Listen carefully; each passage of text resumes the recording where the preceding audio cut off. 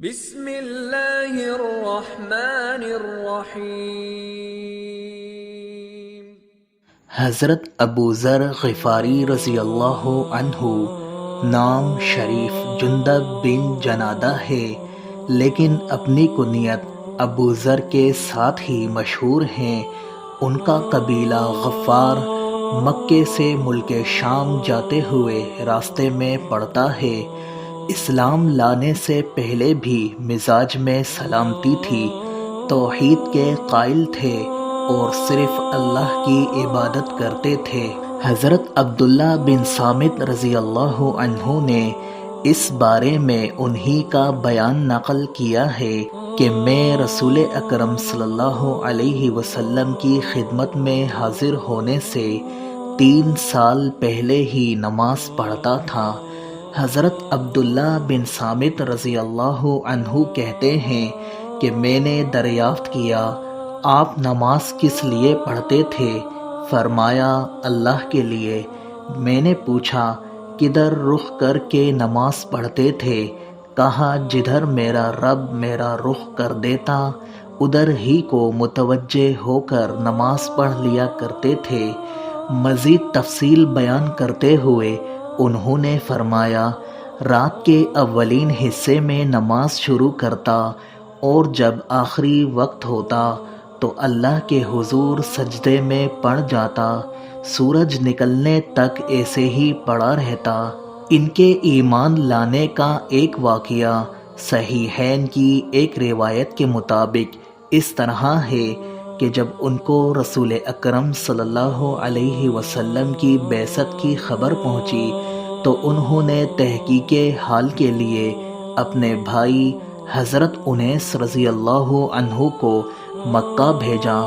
انہوں نے واپس آ کر رسول اکرم صلی اللہ علیہ وسلم کے متعلق بتایا کہ وہ مکارم اخلاق کی تعلیم دیتے ہیں اور ایسا کلام سناتے ہیں جو اشعار نہیں۔ حضرت ابو ذر غفاری رضی اللہ عنہ کو بھائی کی بات سے پورا اطمینان نہیں ہوا، مختصر سا سامان سفر لیا اور مکہ کے لیے روانہ ہو گئے۔ مکہ پہنچ کر حرم شریف میں جا کر ٹھہر گئے اور رسول اکرم صلی اللہ علیہ وسلم کو تلاش کرنے لگے۔ نہ خود پہچانتے تھے، نہ کسی سے دریافت کرنا مناسب سمجھتے تھے۔ اسی حال میں رات ہو گئی۔ حضرت علی رضی اللہ عنہ پردیسی خیال کر کے اپنے گھر لے گئے۔ قیام و طعام کے علاوہ کوئی گفتگو دونوں میں نہیں ہوئی۔ رات وہیں گزاری اور صبح کو اپنا سامان لے کر حرم شریف آ گئے۔ دن بھر وہیں رہے۔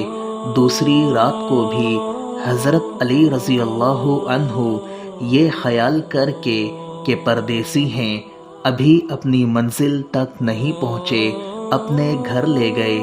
آج بھی دونوں میں مطلب کی کوئی بات نہیں ہوئی اور حضرت ابو ذر غفاری رضی اللہ عنہ صبح کو پھر حرم شریف آ گئے۔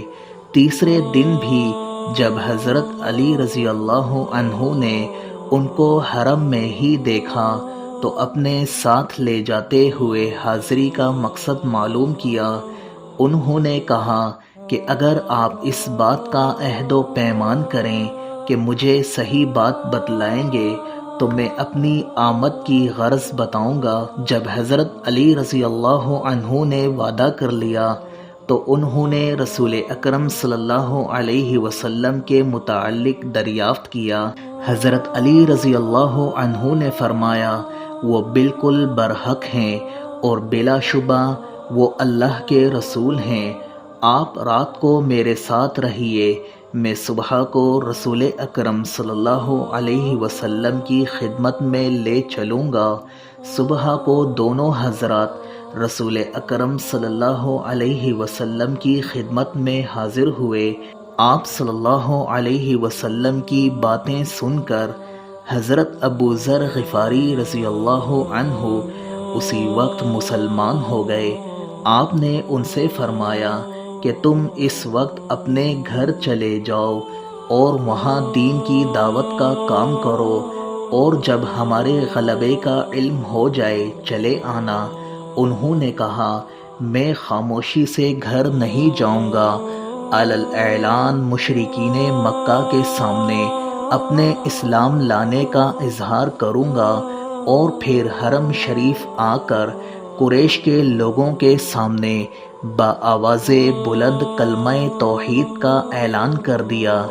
یہ نعرہ ایمانی سن کر لوگ چاروں طرف سے ان پر ٹوٹ پڑے اور مارتے مارتے برا حال کر دیا، پورا جسم لہو لہان ہو گیا۔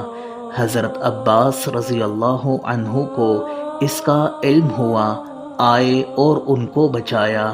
حضرت ابو ذر رضی اللہ عنہ نے دوسرے دن بھی کلمہ توحید کا نعرہ بلند کیا، اور آج بھی وہی سب کچھ ہوا جو کل ہوا تھا۔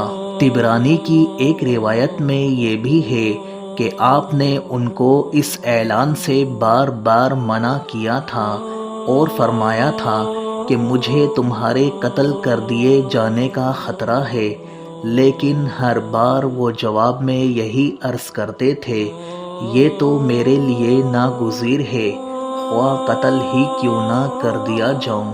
وہ جب مکہ سے اپنی والدہ اور بھائی کے پاس واپس پہنچے تو وہ لوگ بھی ان کے ایمان لانے پر ایمان لے آئے۔ اس وقت تک صرف 3-4 حضرات ہی ایمان لائے تھے۔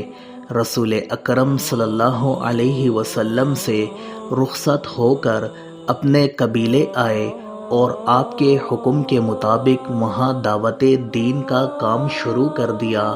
بہت ہی کم عرصے میں قبیلہ غفار اور اس سے متصل قبیلہ اسلم کے لوگ بھی مسلمان ہو گئے۔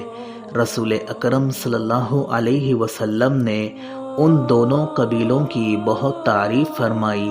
کبھی آپ صلی اللہ علیہ وسلم نے فرمایا، اللہ قبیلہ غفار کی مغفرت فرمائے اور قبیلہ اسلم کو سلامت رکھے۔